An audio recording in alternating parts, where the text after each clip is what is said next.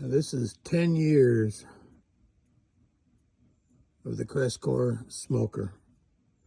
So I got a Smoke Daddy Pellet Pro that I put on it, and it's got vents in the front and the back, an upper door, lower door. I've got it heated up. I'm going to smoke a brisket today, or finish a brisket on it. So the inside, I got that door. The inside is set up. Looks like that grease pan is. I emptied the grease pan so the floor got wet from getting heated up. After that's just drippings off that grease pan. There's a water tray there for putting water in it if you want to wet smoke. And this drip pan here does really well. So normally you don't see that oil in the bottom. That is all new from today.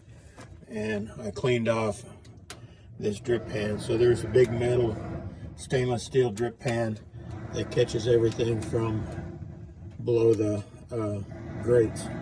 So I've got 3 grates in there. I do have a thermostat in there showing kind of an upper temp. There's a rod, you see right there. That's what tells the burner to come on or turn off. Those racks, they're adjustable up, so I can open them up or close them down. I could even have another rack built and put more racks in there. I did change the seal out. That's just a stick-on felt seal, but then I added another insulation seal that goes around this door. I found when it gets really hot, these seals do not hold up real well to high temps. So I'll eventually change this seal out for another insulation seal. Now that I've had the door open, the fire's got quite warm to it.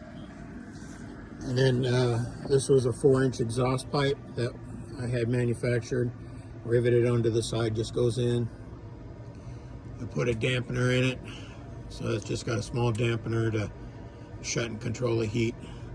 I got a little piece of plywood up on top. That's just if it's a rainy day to help keep the water from getting inside the top. There is some vent holes similar to that on the top that I've put aluminum tape over, but they still get a little water down, and then water gets into the side insulation, so I did that.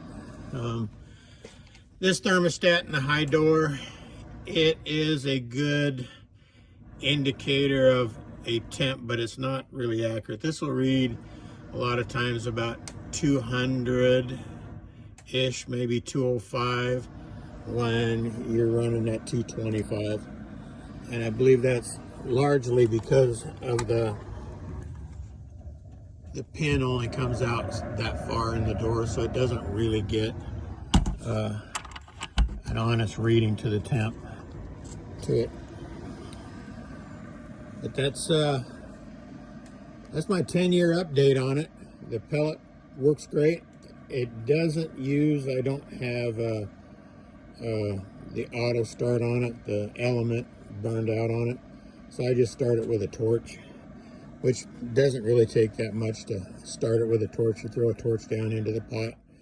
Within about a minute, you've got the pellets burning, and it'll stay burning. The only time you have an issue is if you run out of pellets. Stainless steel lid, holds quite a lot of pellets. I'll probably add some more, but I'm going to do a brisket. It'll be a long cook.